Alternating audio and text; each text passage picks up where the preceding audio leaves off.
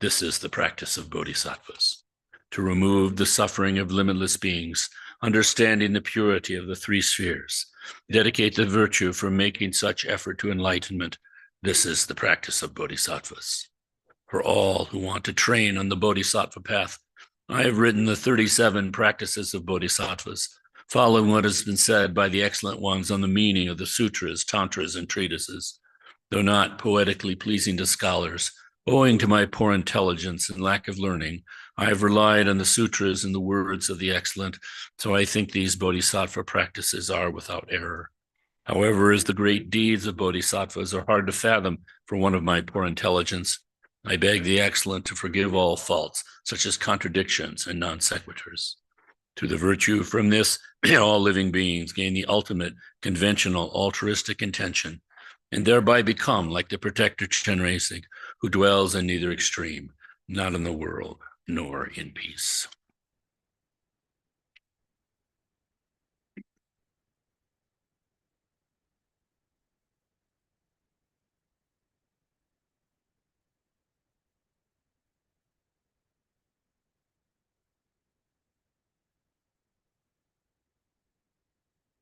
So good morning.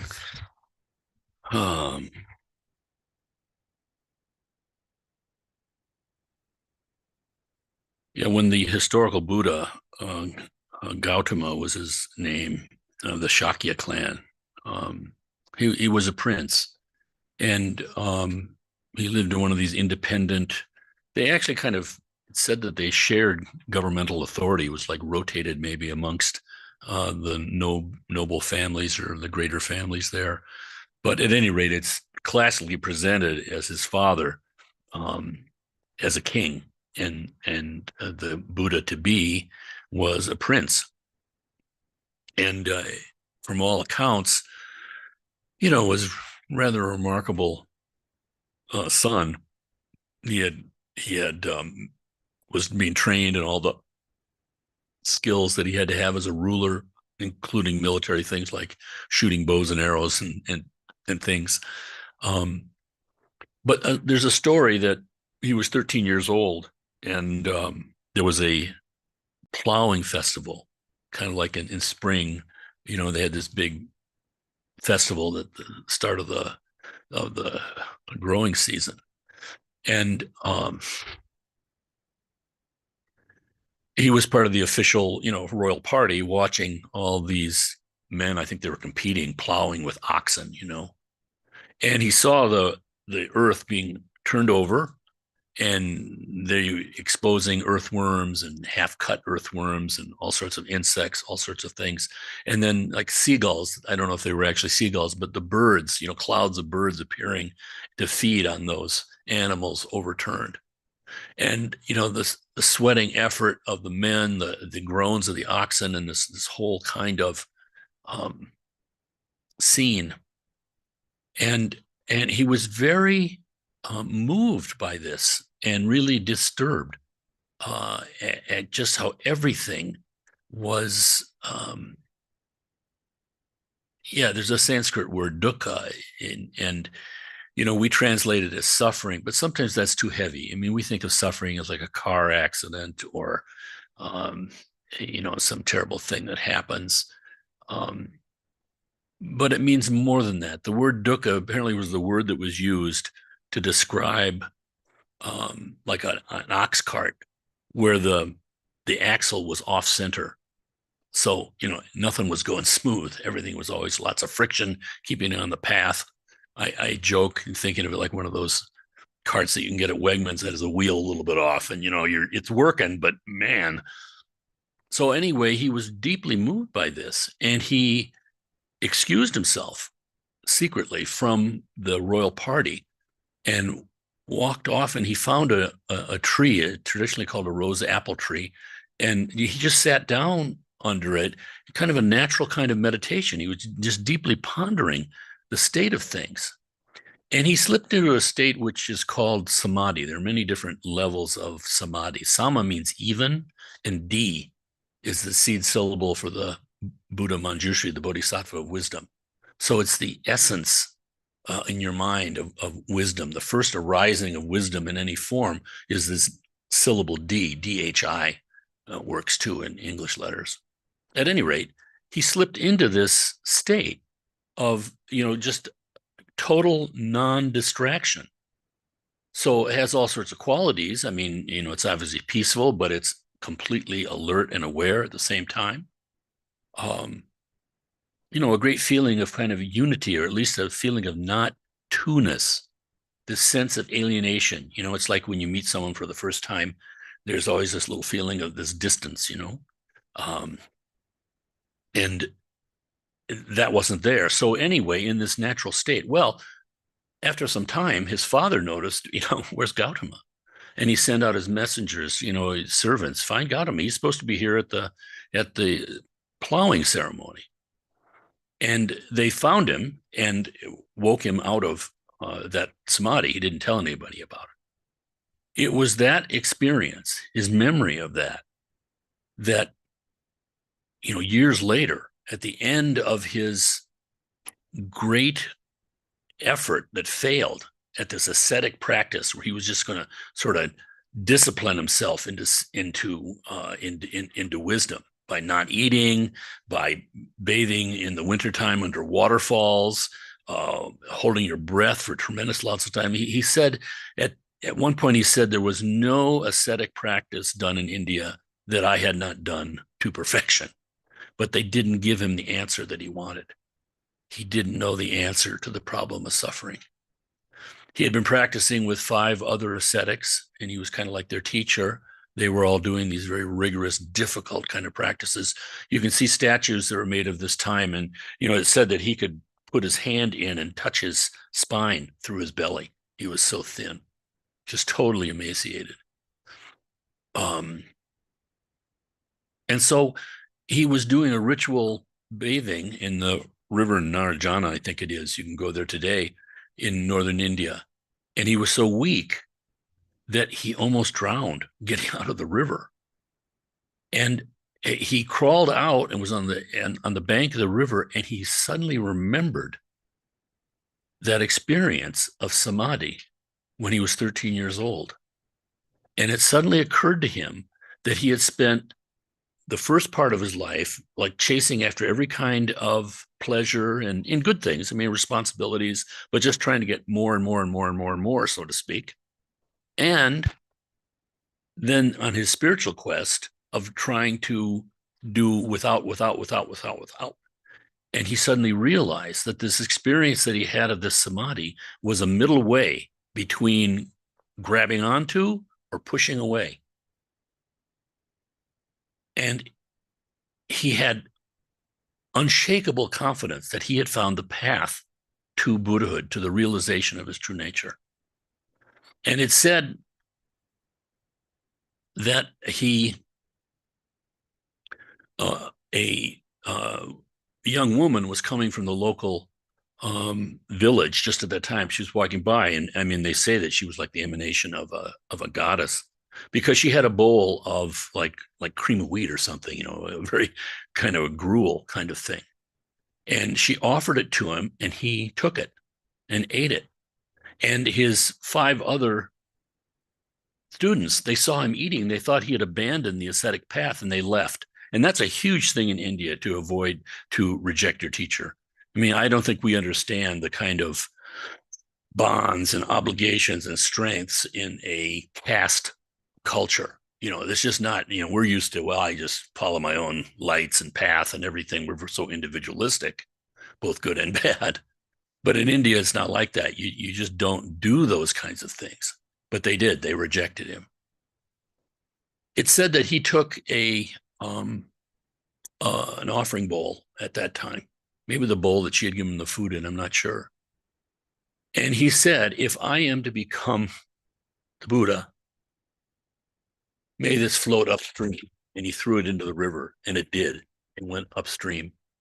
And the mythology is that it then sank down to the Nagas, these like dragons that are repositories of wisdom, not necessarily enlightened, but they're the guardians of wisdom. And so he then walked off about 100 kilometers, I think. So what's that, like 70 miles or something? to this place where previous Buddhas had come to enlightenment. He sat under a tree in the midst of the jungle, and he sat there for one night, and he went through all sorts of experiences, seeing the past lifetimes of everybody, the karma, how karma and the cause and effect, and how things are just this constant revolving wheel of appearances. It's said that he was on the verge of enlightenment, and his mind, the form of Maya, the great deceiver, tried to assault him. He sent, for instance, just a whole horde of beautiful goddess-like women to try to tempt him sexually, and he looked at them with just overwhelming compassion, and they all kind of transformed into like old women. There were weapons that were being thrown at him, and the same thing. He just, with this mind of vast compassion, the verge of enlightenment, just the weapons all turned to flowers, and there was this rain of flowers happening. And then finally, even war chariots coming at him, and they all knelt down instead, the elephants, in acknowledging him. And Mara was completely defeated and left. So all the obstacles were done. And then he rested into samadhi. And right before dawn, it said that he looked at Venus. And with the light of Venus struck his eye, he was like omniscient. So this is like, beyond, hard to believe for us. It seems to be in the realm of myth.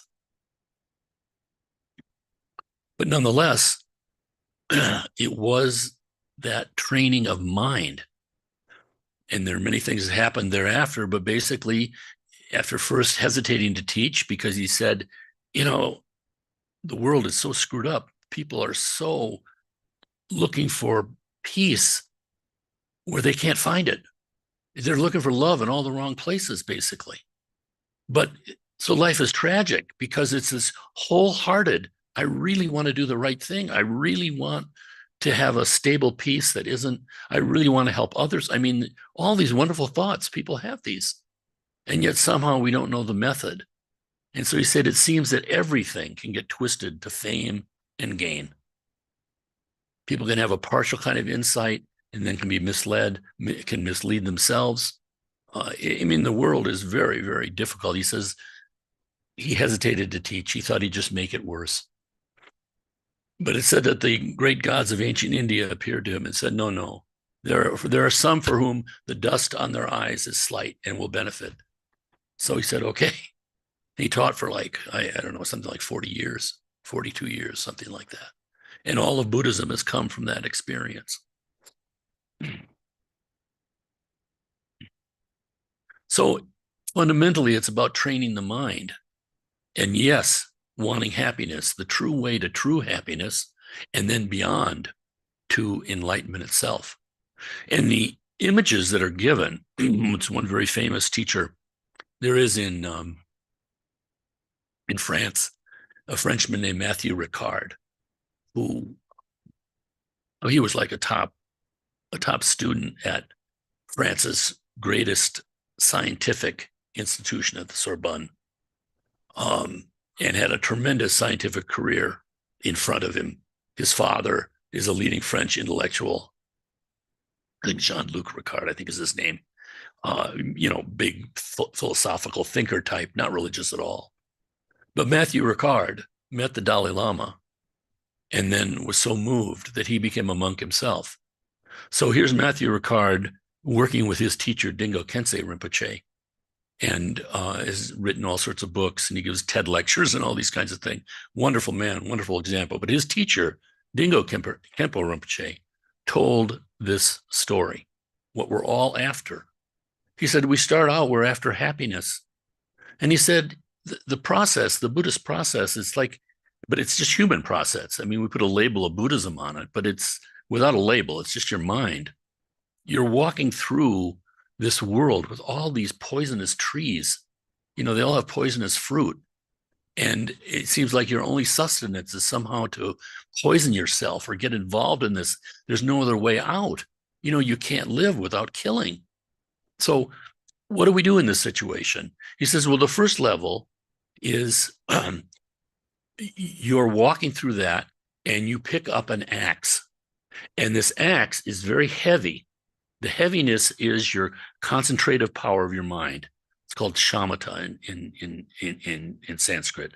So the weight of it, what gives it effectiveness, is that there's weight there, the concentration of the mind. But the axe is very sharp, and that is called vipassana, or true seeing. It's both intellectual and then beyond intellectual, but it's valid. What are the valid experiences we have? Not just the things that we're clinging to and trying to make into something that they can't be. So reality itself, you might say. Now, with this sharp axe, what do? Your practice is to chop down those poisonous trees.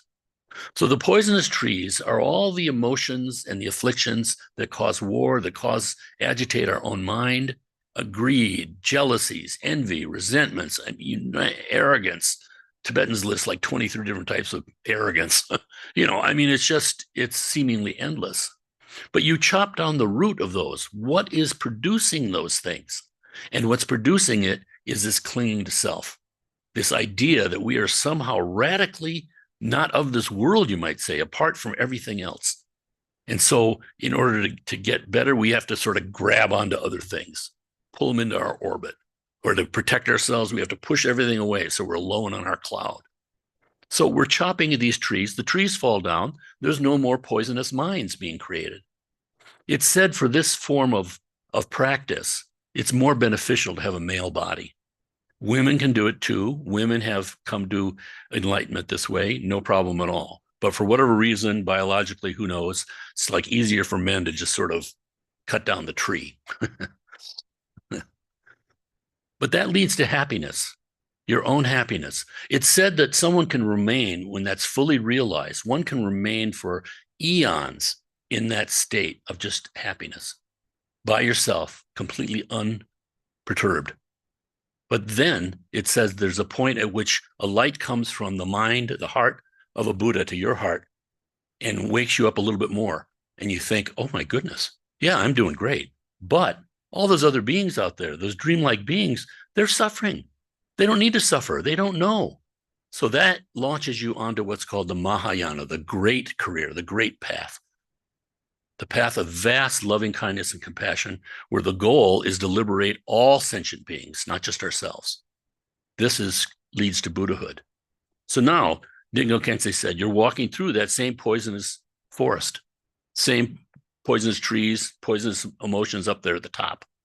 And what do? Well, now the practice is that you pick those poisonous fruits, like aggression or jealousy, whatever, and you take a little bit of it, which serves as like homeopathy, like an antidote to that.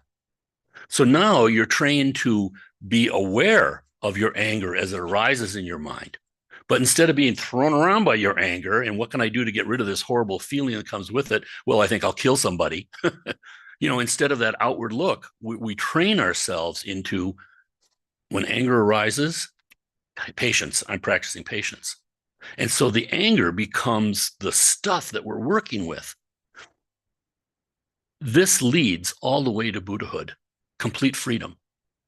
And it's said at this type of practice, this is using our ordinary dualistic mind. You don't have to be enlightened. You don't have to go somewhere and be special. Nothing. We're just working with our mind, but in this very moment to moment to moment way. And at this level of practice, it said this type of practice, the conventional Mahayana, the practice of great wisdom and compassion, that it's what the Dalai Lama teaches publicly, that male, female doesn't make any difference.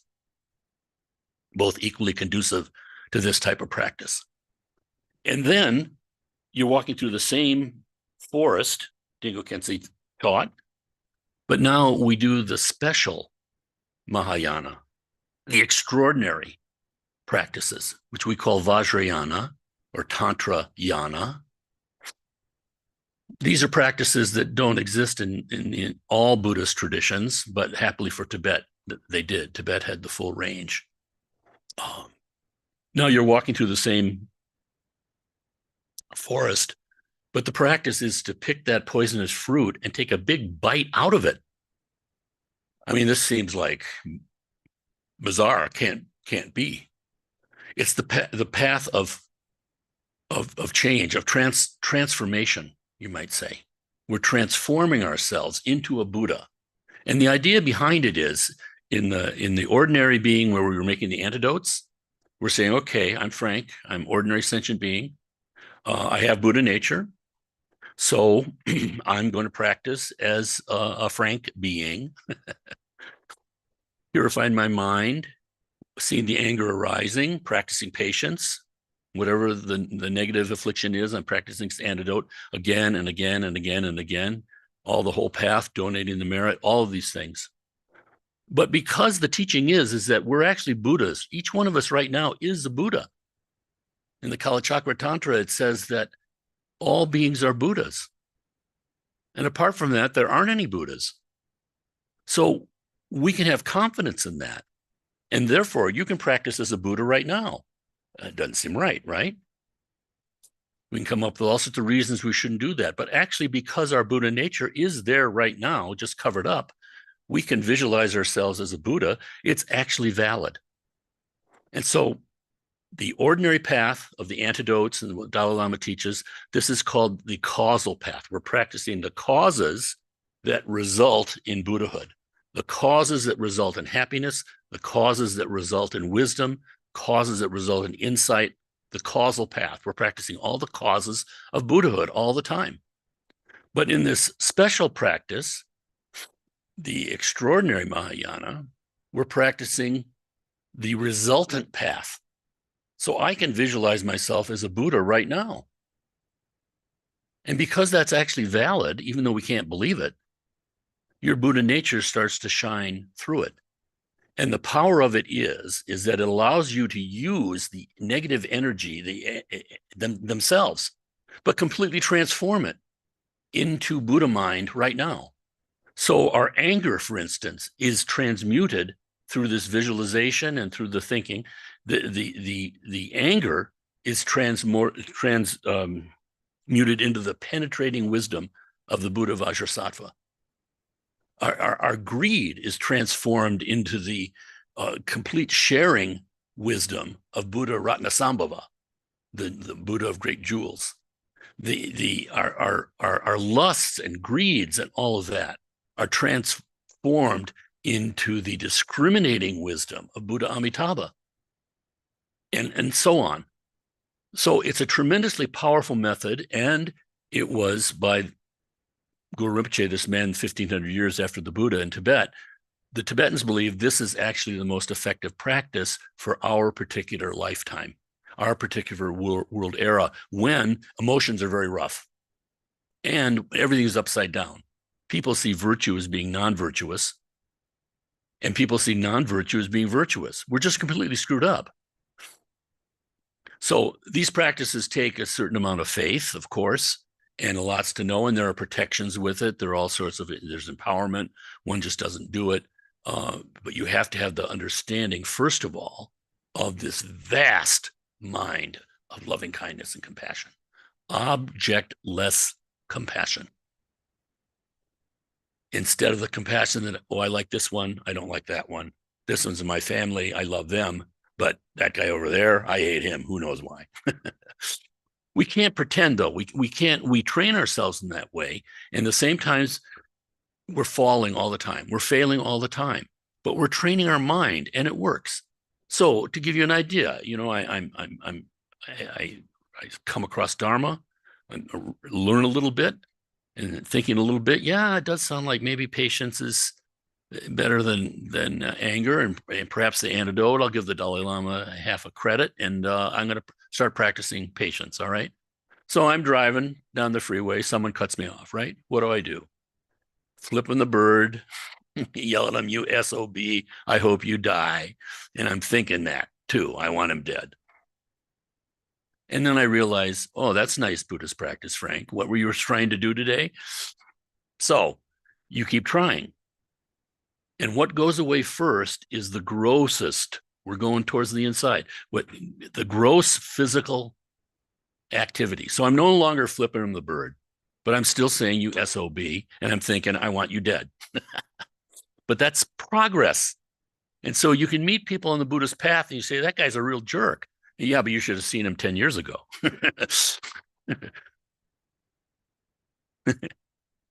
Finally, what happens? Well, we're not flipping the bird. We're not yelling at him anymore, but we're still thinking that.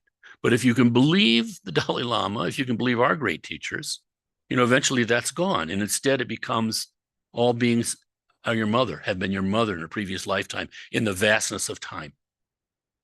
Milarepa said that if we could see all the tears that we've shed, it would fill the ocean. So that kind of a mindset, just vast. And then suddenly that driver becomes mom. And it's like, mom, you have love towards her, even though she's doing something stupid. So the patience is greater and greater and greater and greater and greater until it's beyond patience. There's no patience anymore. There's just objectless compassion. And then that's wisdom. So we're presented here with a tremendous kind of outpouring of methods and practices, things to learn, which strengthen your confidence. Faith in Buddhism actually means confidence, as Shraddha in Sanskrit. So it's confidence. In our Western style, faith sort of means, well, I believe in things that are unbelievable.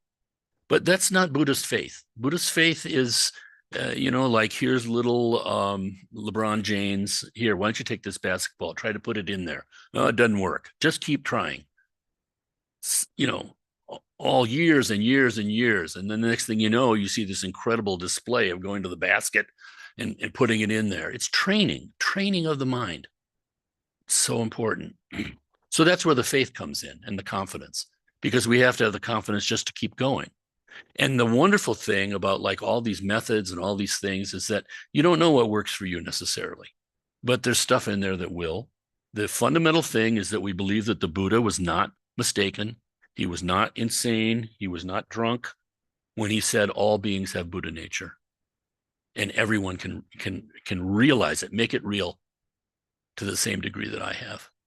That's really all it takes. Everything else flows from that. All right, so I wanted to mention two other things. One, Keen had pointed out this teaching from the Lotus Sutra that I thought would be really wonderful. The parable of the burning house, because it shows Buddhist method. It said that a man comes back to his home and his home is on fire, and his children are in the burning house. But he's saying, children, come out, come out, come out. But they don't know it's on fire. This is our state as human beings. We're in a perilous position, but we're actually in a very powerful position, but we don't know it. The kids are distracted inside the house, and he can see the house is going to burn down and it's not going to be good. But they don't listen to him. And so this is where the Buddha gets skillful, because he said, oh, look at this. I have a goat cart. Who would like to ride in my goat cart? Some of them come out. The other ones, you know what? I got a deer cart here. Wouldn't you like to be with the deer? Oh, yes, yes, yes. I have an ox cart. Wouldn't you want to come with the ox cart? These are the levels of practice that he was describing. The goat cart is happiness.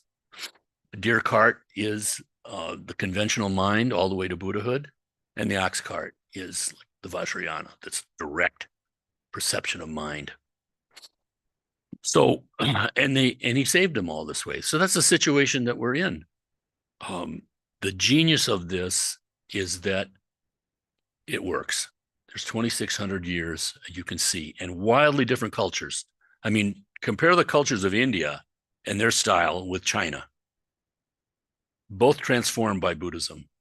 In India, you'll have like a whole page of some prose that's just flowing, beautiful, describing some concept, because that's the Indian mind. In China, the same concept is expressed with a little pithy thing, seemingly totally different on its exposition, but the realization's the same. So for us, it's like that. It can look really foreign, but when you start looking at the history of this, not so foreign, really pretty amazing. The first Buddha statues, for instance, were made by Greek artisans because Alexander the Great conquered all the way to India. That was the West's first contact with Buddhist monks. And these stories made it in their own way, sometimes disguised, all the way back to Europe. So for instance, we have this, crudely we say, jumping Jehoshaphat, This refers to the Christian saint Jehoshaphat. Jehoshaphat is actually a verbal corruption of the Sanskrit word bodhisattva. Bodhisattva became Jehoshaphat. So they heard in Europe the stories of the Buddha, this wonderful bodhisattva, and they sort of made up a Christian saint. In Canterbury Tales, Chaucer's, one of the stories in there is a story that comes from the Jataka tales, which are, I think, in total, I can't remember, maybe 500 tales of the Buddha's previous lifetimes. One of those is the Pardoner's Tale is actually a story taken from India. No, Chaucer didn't know that, I'm sure. But what I'm saying is that we've had this interaction, although we don't necessarily know it. In the biggest library in the ancient world was in Alexandria. It was full of Buddhist texts and all completely destroyed in history. So what I'm saying is that this is about the mind. It's not about culture fundamentally. Cultures are different ways that express, of course, but that's not the point. Okay, so maybe that's enough. I've been too wordy this morning. So first, any questions? We'll take a break and then we'll do a little practice together. I also have that meaning of the mantra for you, Samana. We'll talk about that. Okay, anything from anybody this morning? I talked too long. Yep. Okay, let's take our tea break and we'll ring a bell to come back.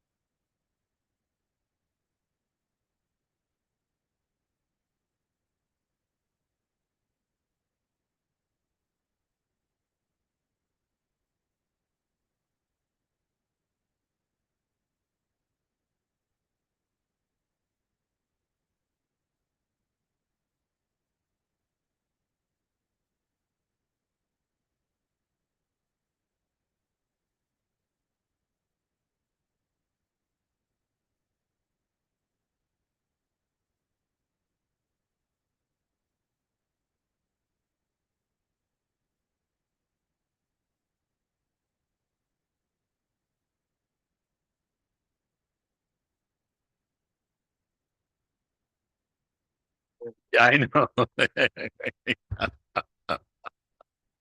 All right.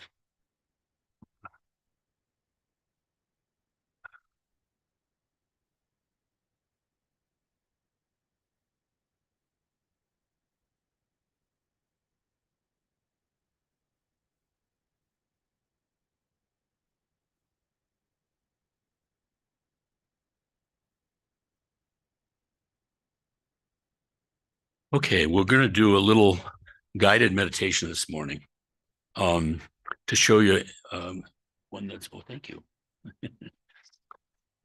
Yeah, yeah. Um, so any practice is complete if it has three things. One is just your motivation. So in our mind, we just simply say, I'm doing this. You can make up your own words. There are prayers you can use, of course, which are fine. But your own mind, just to think, or certainly to say, I'm doing this for the benefit of all. And all includes you. So you're automatically getting the benefit by doing it for all. So that's our motivation. We want to do it with the right motivation. And then we do the practice, whatever we're doing, but in a mindful, concentrated kind of way.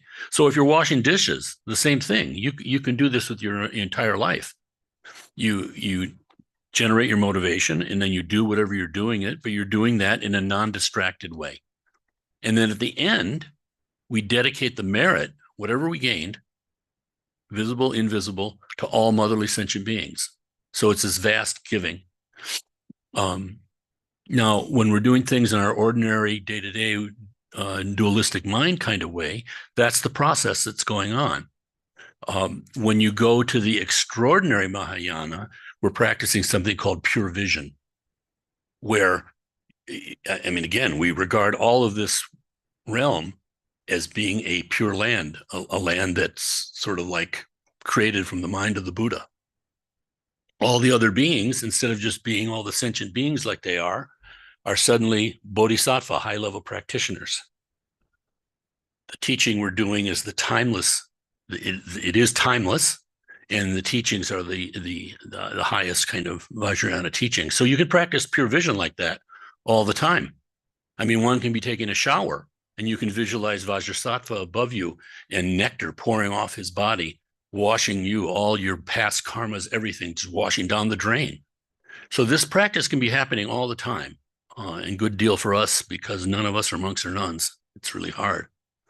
But nonetheless, so this morning, what we'll do is just first, we'll use the prayer book for taking refuge and motivation.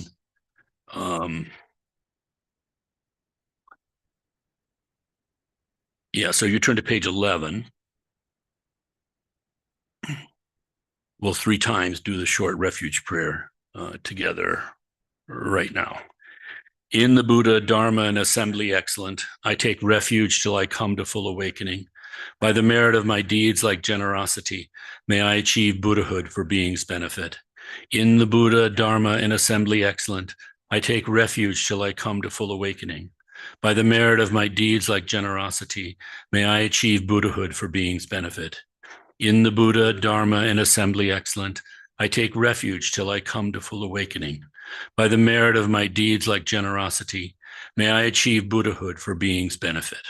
Okay, so having established refuge and motivation, we're ready to begin the practice. Now, again, since this is a tantric practice that we're doing this morning, it starts with this mantra that I was just talking to Samana about. I'll just say the mantra because you don't have it in front of you, but it's called the no essence mantra. It means it's these sacred syllables that signify the emptiness of essence of all things. So there's nothing to latch onto because we are not radically alienated from anything. So this mantra is intimately linked to tantric meditation on the ultimate nature of reality, which is what we're doing right now. The meditation begins by mentally dissolving your attachment to ordinary appearances. So for this moment, we just drop everything. all the usual place that we live, the creation of all of this by our attachment. We drop all attachment to ordinary appearances, and then just out of that moment, there's nothing there. But it's not a dead nothing. It's not a nihilistic nothing. It's a nothing that's actually infinite, with infinite capabilities. And then I'll say this mantra: Om Svabhava Shuddha Sarvadharma Svabhava Shuddho Hang. All right. It means let all things dissolve into the great emptiness, detached from any intrinsic awareness. So now we've done that. What the first arising out of this is the seed syllable, in this case of the female Buddha, Tara. Tara is the great compassionate one.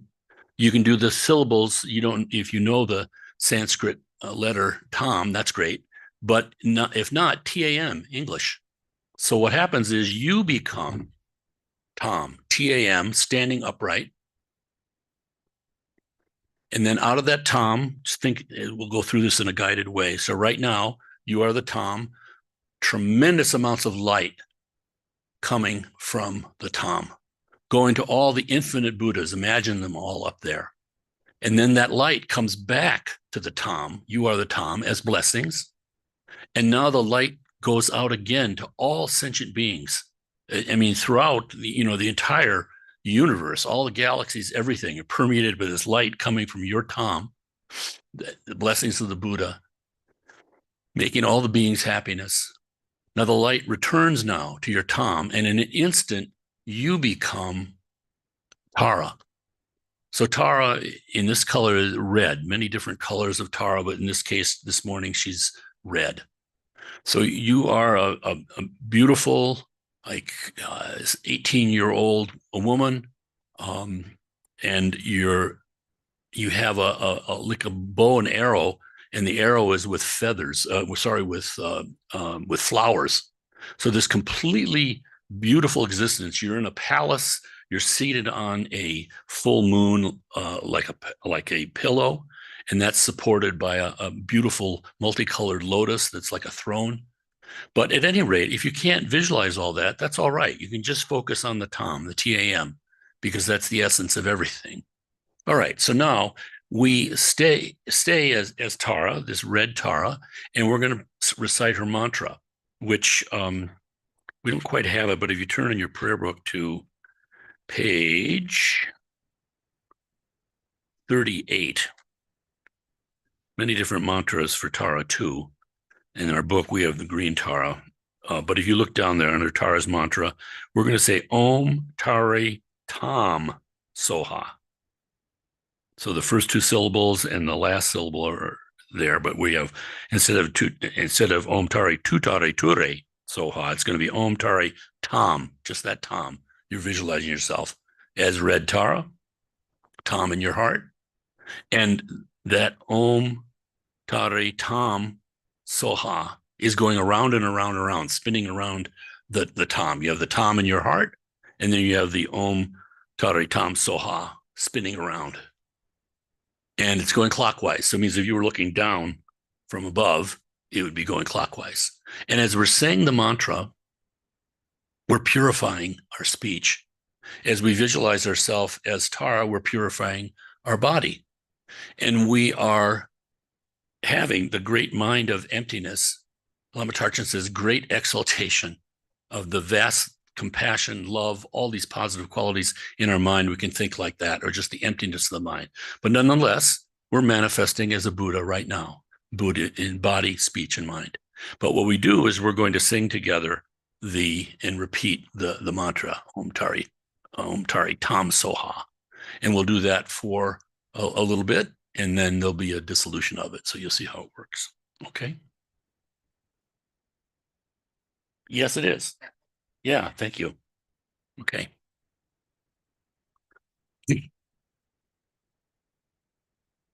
Om Tare Tam Soha, Om Tare Tam Soha, Om Tare Tam Soha, Om Tare Tam Soha, Om Tare Tam, Om Tare Tam Soha, Om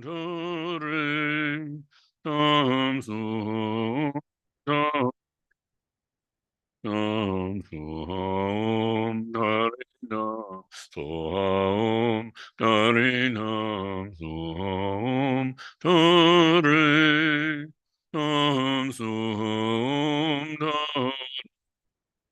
Nam Som Dari Nam Som Om Dari Nam Som Om Dari Nam Som Nam Som Dari Nam Som Dari Nam Som Dari Nam Som Nam Som Dari Nam Som Dari Nam Som Dari Nam Som Nam Som Dari Nam Som Dari Nam Som Dari Nam Som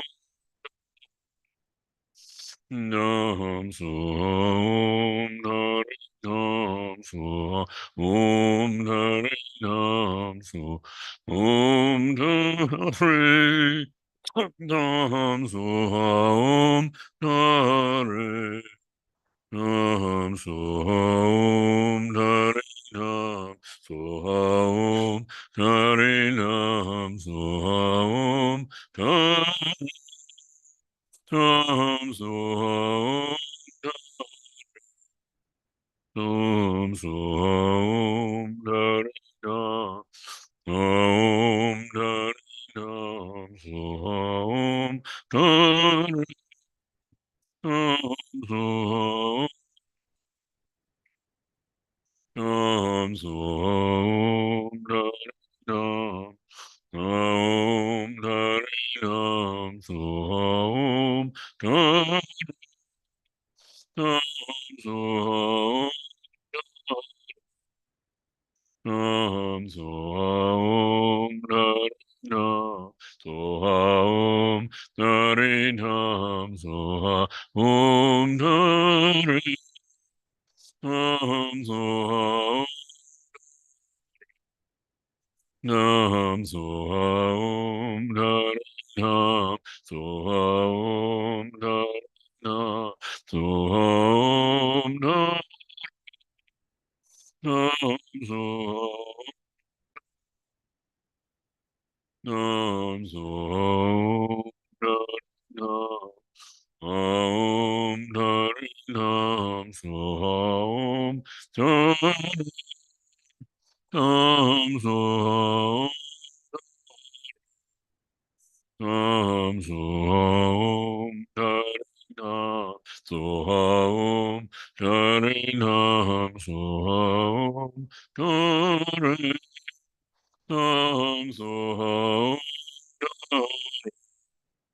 Nam Som Dari Nam Som Dari Nam Som Dari Nam Som Nam Som Dari Nam Som Dari Nam Som Dari Nam Som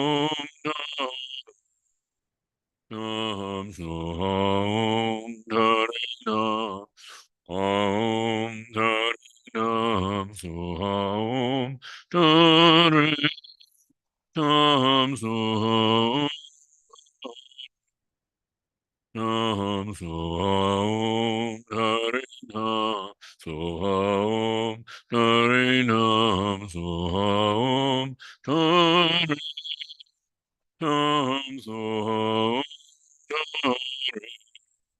Nam Som Dari Nam Om Dari Nam Om Dari Nam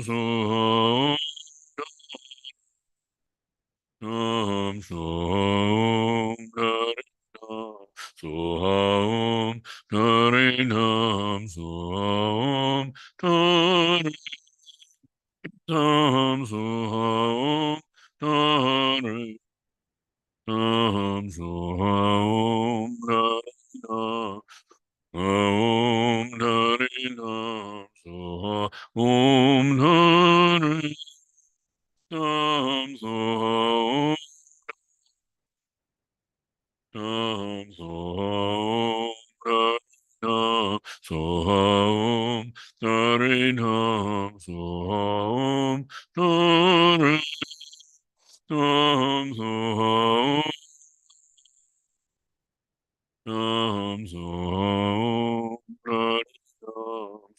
Om Tare Nam Soha Om Tare Nam Soha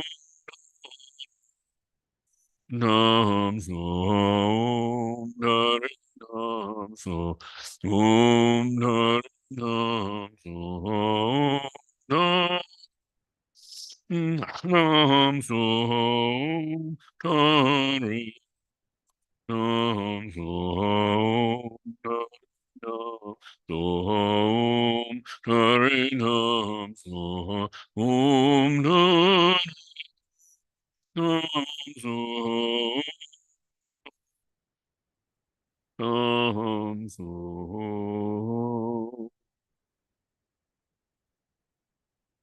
now you are Tara, Tom, the letter Tom in your heart, surrounded by all the sentient beings, all the limitless Buddhas above. And now we dissolve the visualization. And we do that because it's the visualization itself is made out of light. It's three-dimensional, but it's not like a picture. It's dynamic light.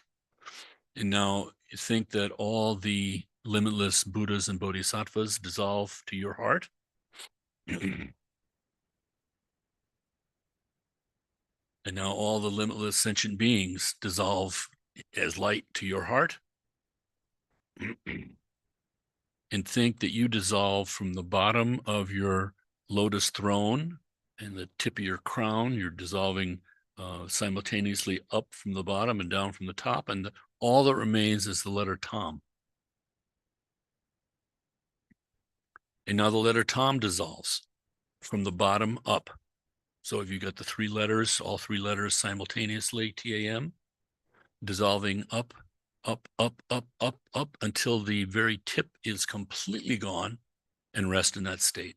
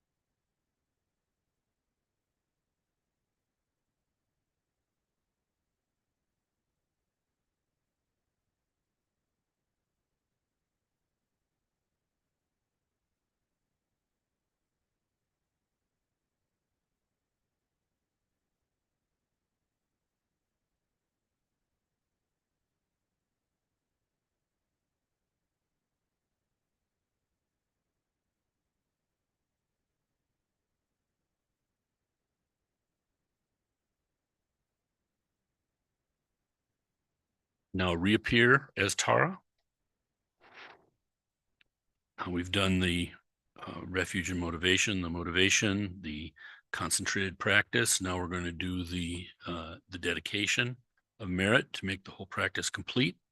Now, as you are Tara, and you can think as you go around during the day after the practice, that all appearances are Tara's Pure Land, and all sounds are her mantra.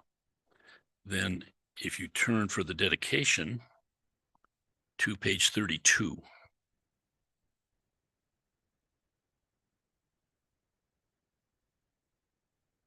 And we're going to do it in English. We're going to substitute. This is a standard dedication prayer that's done by the Tibetans. And you can plug in the name of the particular Buddha that you're practicing. So in this case here and print it out, by this virtue may I quickly accomplish powerful Chenrezig. That's the Bodhisattva of compassion, Dalai Lama. And may every single being without exception be established in this state. We'll do the same, but we'll do Tara, just Tara instead of Chenrezig, powerful Tara. Okay. All right, together 3 times.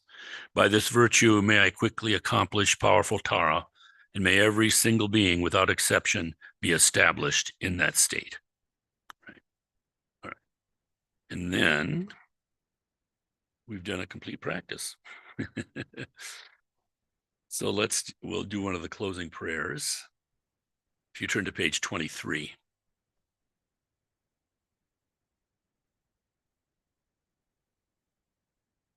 Together, glorious, holy, venerable, precious, kind root and lineage lamas, divine assembly of yidams and assemblies of Buddhas, Bodhisattvas, Yogins, Yoginis, Dakinis dwelling in the 10 directions. Please hear my prayer. By the power of this vast root of virtue, may I benefit all beings through my body, speech, and mind.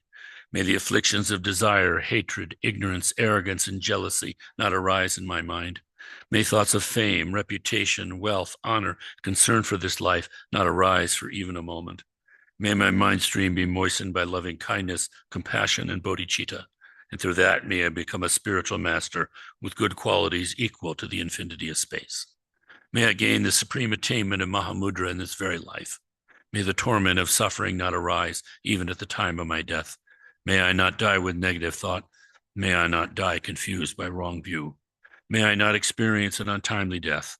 May I die joyfully and happily in the great luminosity of the mind as such, and the pervading clarity of Dharmata. May I in any case gain the supreme attainment of Mahamudra at the time of death or in the bardo.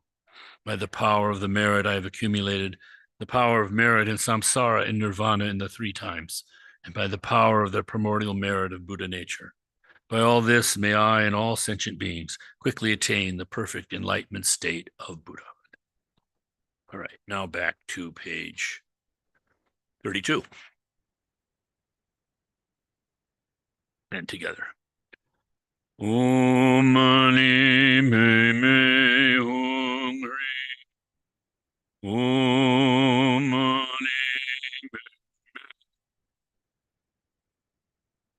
Om Om Om Om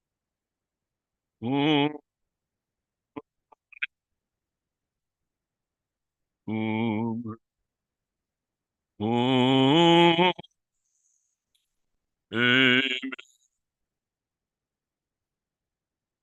Om Om mani me hungry. Om mani me hungry. Ngewani nudunak chen raising wang chik Nruwa jingyang maluma nei sala gumarshu.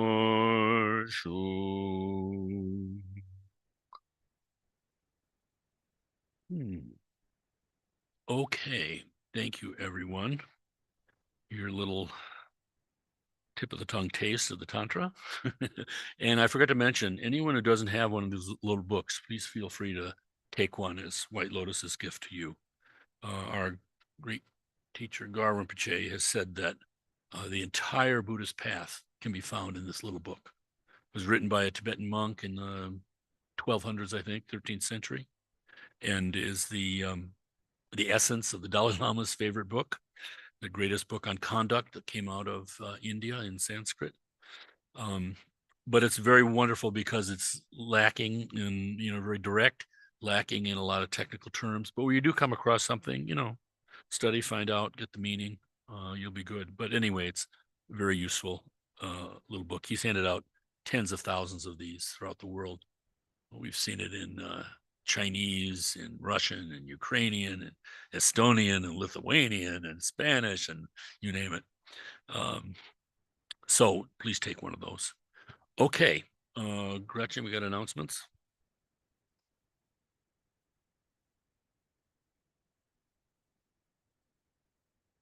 So, hello, Zoomers, are you there? Mhm. Tuesday, Tuesday this week is Vajrakhaya practice. And Thursday is continuation of the study group with Frank, the Tibetan tradition of mental development by Geshe Nawang Darge, right? Yep. Nawang Yep. Darge. I know you can get the book. You don't have to have the book to come to study group, but I know you can get it through Amazon. Then there are,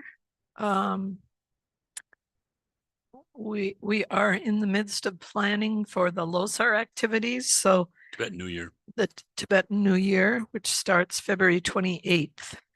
So I believe the Dharma Center, you should get an email soon. I was hoping Cindy would be here so I could talk to her about it, but she, I'll contact her. Anyway, that's the email about that. All the activities should be coming out soon. And then shortly after that, Kempo will be back. So I think that's all I have right now. I don't have that email in front of me, but I know there will be activities during the first half, at least the first half of March, related to LOSAR. Yeah. Okay. Okay. Yeah. Cindy's got an announcement. I got one.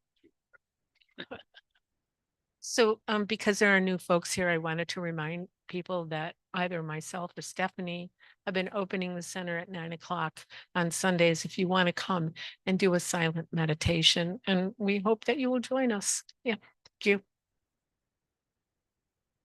Also for the new people, when you go back down the hall, the table before you go into the common room, you'll see some little items along the very back of the table by the wall. Feel free to take one of them. They're little pieces of wood standing up on there. They have some symbols and stuff on them, and they have our website on the back too.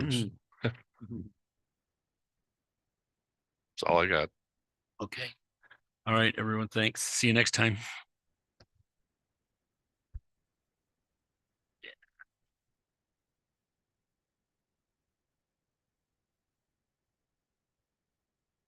All right.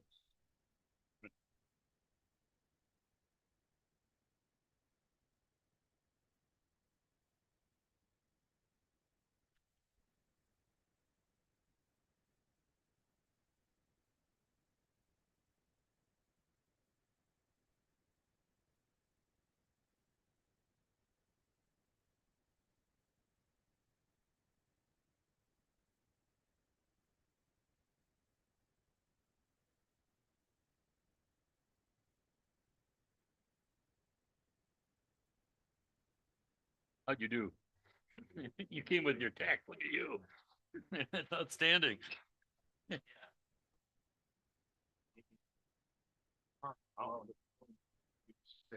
Yeah, that's yours.